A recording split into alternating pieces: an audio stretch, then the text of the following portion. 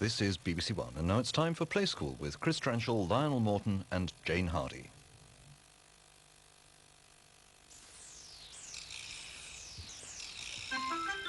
Get ready to play. What's the day?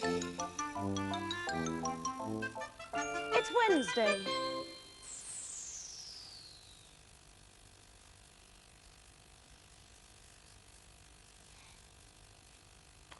Hello. A visitor in Play School today is Bertie. He's come to see us again. Hello, Bertie. How are you? You look good and bright-eyed. You want to go back? All right.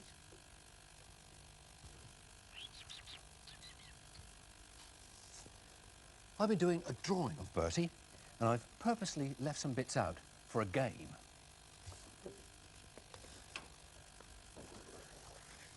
Because Jane is here today, and she's going to finish him off. Hello. Hello, It's Jane. my first visit to Play School today, and I'm ready to go. I've had a look at Bertie. You all right? Yes. Have a good look. Yes. And now if you put this on before we play the game. Oh, dear. Right. Oh, This, can't see a thing. So you can't see too clear, all right? Is that right? Yes, yes, that's fine. All right, now, so the hand doesn't know where the board is. Here we go. Now, I forgot to put the tail on, Oh, the Bertie. tail, right? I'll put the tail there. You're a bit off the page. Come back a Oh, bit. dear. There? That's better, Oh, yes. And an ear. He has an ear An missing. ear. There. And another eye. Eye. There. And some whiskers. And a big back leg. Oh, a big back leg. Oh, And perhaps there. you could do a tree in the park. a tree in the park. There. And now just a fly on the end of Bertie's nose. Oh, the nose, I think, would be there. There. Okay. Have a look and Right. see. Oh, dear. Nearly off the page. I'll go and pin it up by Bertie. A different game this time. I'll draw a picture without looking at it, and without taking the pen off the paper.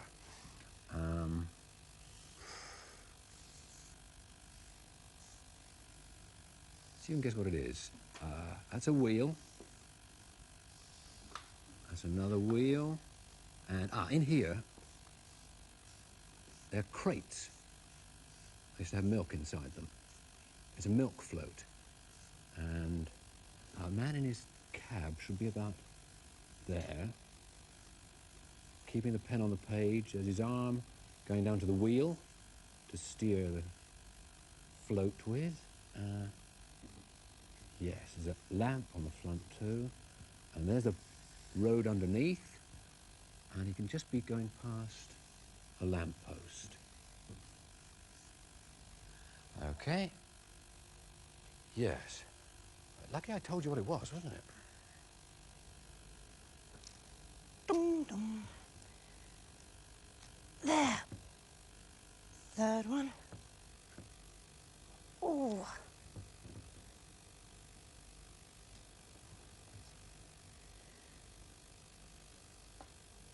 There. Finger paints for footprints. Whose footprints are they, do you think? Who rolled in the mud behind the garage door? Who left footprints across the kitchen floor? Whoop, whoop. I know a dog whose nose is cold. I know a dog whose nose is cold. Who chased raindrops down the windows? Who smudged the glass with the end of his nose? I know a dog with a cold at his nose. I know a dog with a cold at his nose. Who wants a bath and a big crunchy biscuit? Who wants to bed down in his fireside basket? Me, said Ronzo. I'm the dog with a cold. Oh, achoo!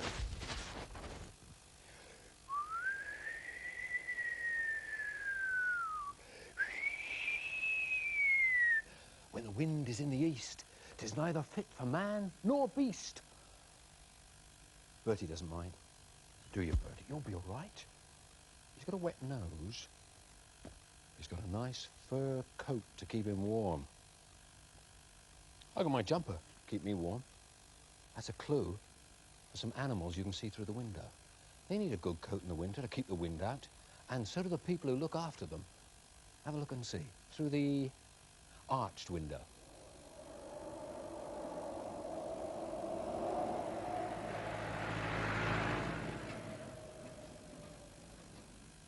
Here comes the shepherd with his children and their dog.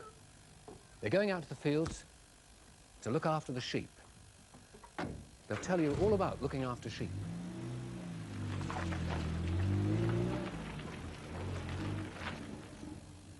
When the sheep are lambing up on the hill, it's quite a long drive. We have to go up to 500 foot and down the other side.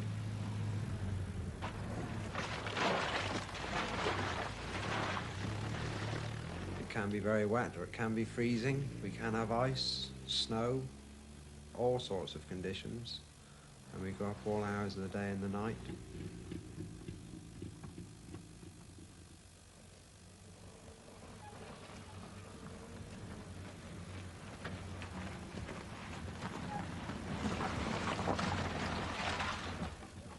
When we go up after breakfast, the first thing we do is to let the sheep out that are about to lamb, and then we make sure that the ones that have lambed and are in their pens are all comfortable. My two children, Sally and Clive, are a great help to me. We went into the barn and we had to let the sheep that were going to lamb out into the field so as they could have the grass, because they have to sleep for 8 hours, eat for 8 hours and chew the cud for 8 hours. And they can't do that unless they've got grass.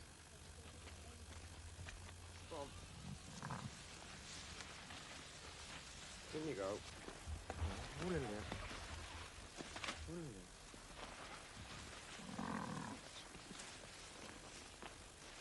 How are you then? You all right? There we are. Come on, dear. Want a bit more? Come on, then. There we are. Come on. Come on, then.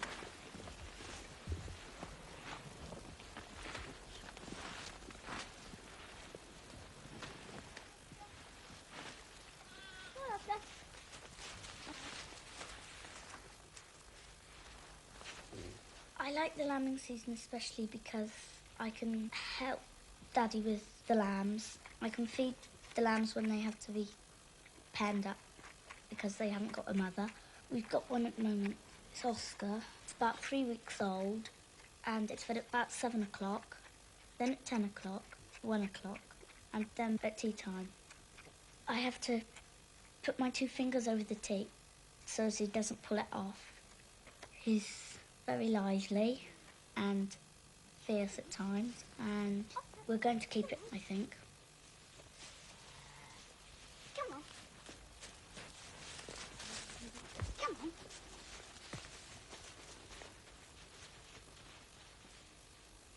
Come on, Oscar. Come on. Come on.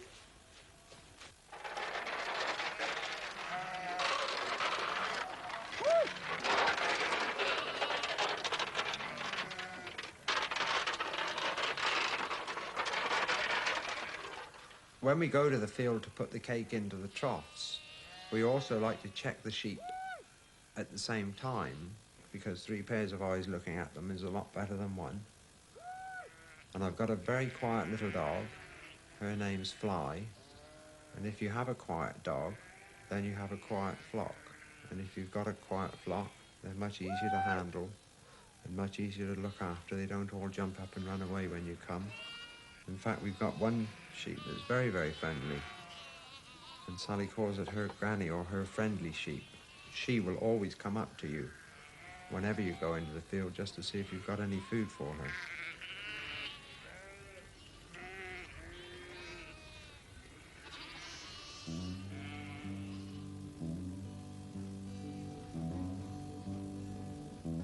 Hello. Charlie, Sparky, and Katoo, 3 feathered friends of me and you. Here in play school they sit, pruning feathers a bit, well, a cockatoo would, wouldn't it? Birds of a feather all together, Sparky and Katoo over there. Charlie's on here, she might chew my ear, well, a cockatoo would, wouldn't it? Cock-a-doodle-doodle toodaloo, cock-a-doodle-doodle toodalay, cock-a-doodle-doodle-doo, cock-a-doodle-doodle-ay. Well, a cockatoo would, wouldn't it? Charlie, Sparky, and Katoo, what do you think they're going to do? They might blink and stare, squawk or fly in the air. Well, a cockatoo would, wouldn't it? Cock-a-doodle-doodle toodaloo, cock-a-doodle-doodle toodalay, cock-a-doodle-doodle-doo, cock-a-doodle-doodle-ay. Well, a cockatoo would, wouldn't it? A cockatoo would, wouldn't it? 1, 2, 3. More cockatoos hidden in this tree here. See how many you can spot.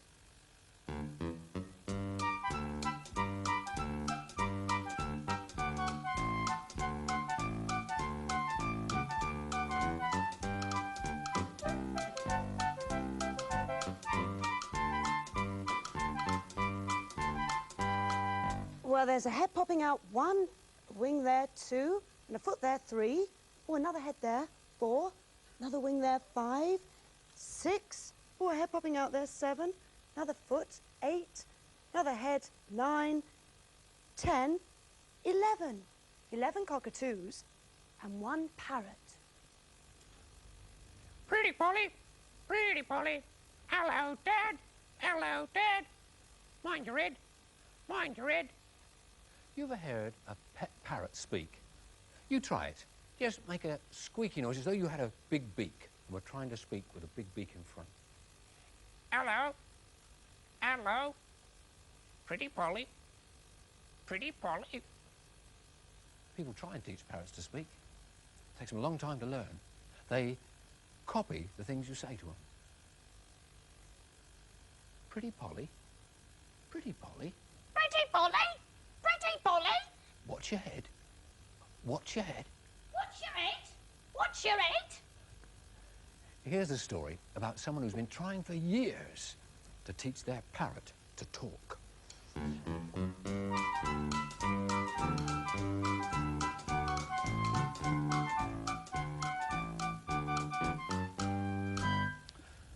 I got a parrot. His name's Uncle Fred. He's green and blue and yellow with a little bit of red. I talk to him each day in the hopes that he'll say, "Pretty Polly, hello, Dad, mind your head." But Uncle Fred won't talk, doesn't even squawk.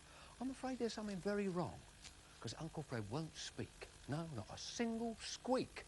All he ever does is hiccup all day long.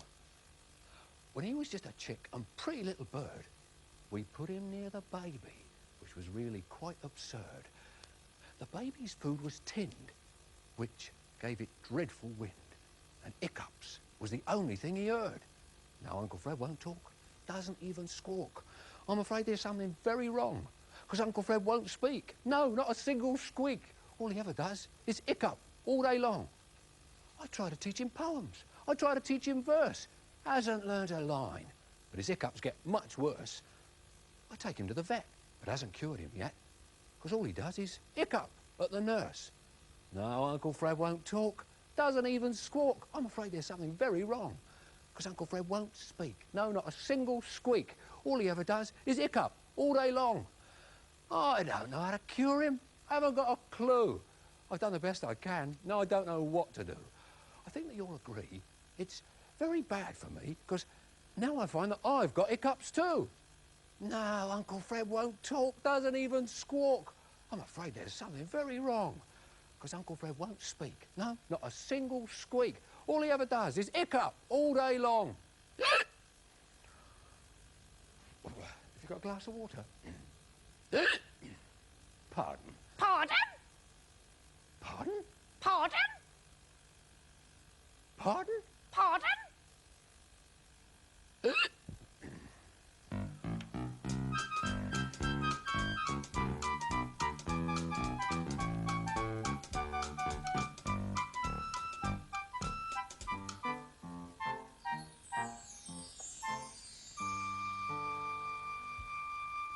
Someone in Jubilee Court's got a parrot. Do you remember who it was had a parrot? Mr. Clutterbuck. And he's covered the parrot cage for the night. Chiming midnight. All the lights are out. Everyone in Jubilee Court is asleep. Up and down the staircase, in and out the door, visiting the Smith family on the second floor. The Patels are underneath them with Mr. Clutterbuck below. When they meet their neighbours, they stop and say, hello, or meow.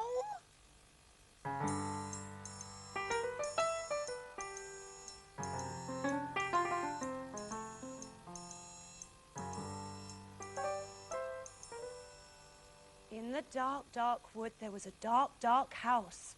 And in that dark, dark house, there was a dark, dark room. And in that dark, dark room, there was a dark, dark cupboard. And in that dark, dark cupboard, there was a dark, dark shelf. And on that dark, dark shelf, there was a jam donut.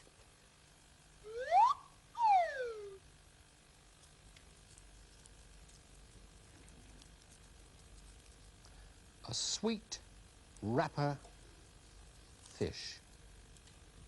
Bloop, bloop, bloop, bloop, bloop, bloop, bloop. I'll make another one to keep him company. Draw it out first of all.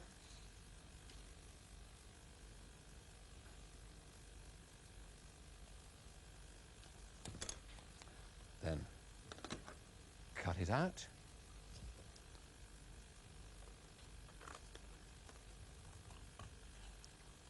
Around the tail.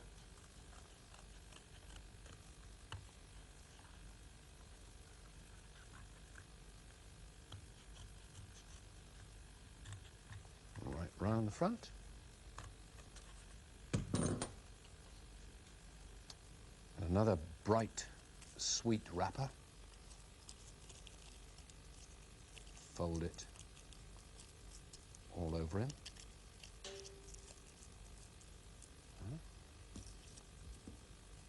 Got two of them now. Splish, bloop, bloop, bloop, bloop, bloop, bloop. I've got a tank for them as well. This tank is cut out from a shoebox, nearly all cut away, just left the frame here. And inside some pebbles and shells from the seaside. Strips of crepe paper to look like seaweed. If I stick my two fish onto thin strips of cardboard with a piece of tape, over you go. That one there, and that one there. I can then put them into the tank. Splosh! Have you ever thought what happens in a fish tank at night?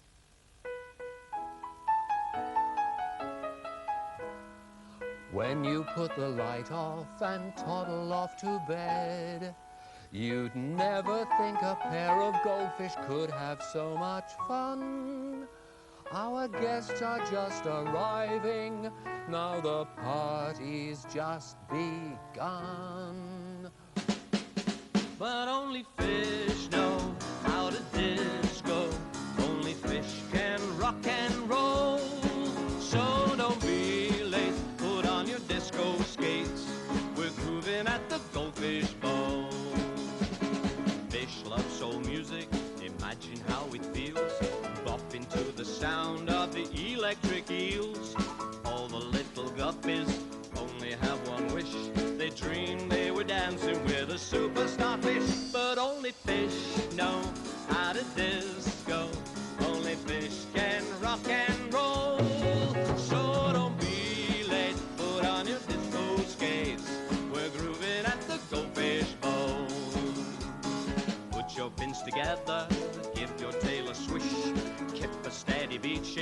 a jellyfish. Crabs come creeping sideways, they sometimes shake a leg to send and deliver by Adam and the ants' eggs. But only fish know how to disco. Only fish can rock and roll. So don't be late, put on your disco skates. We're grooving at the disco ball. We're grooving. Oh, we're grooving. Yeah, we're grooving. Ah, we're grooving at the Go Fish Bowl.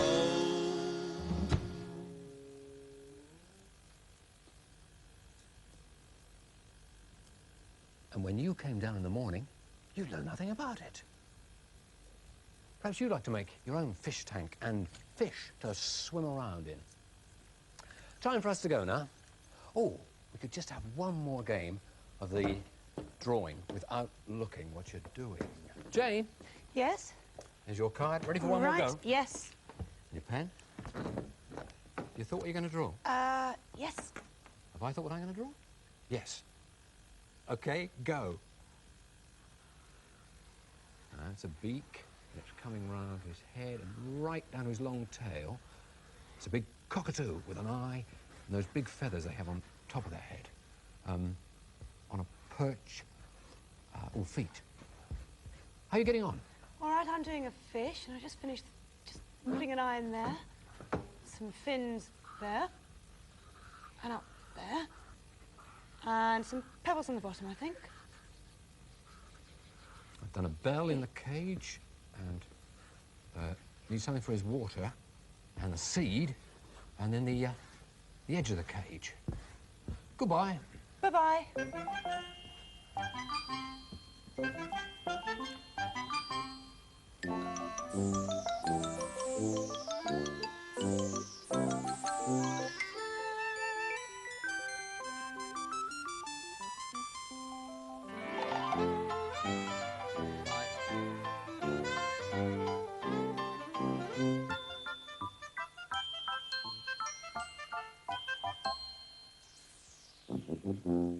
Mm-hmm.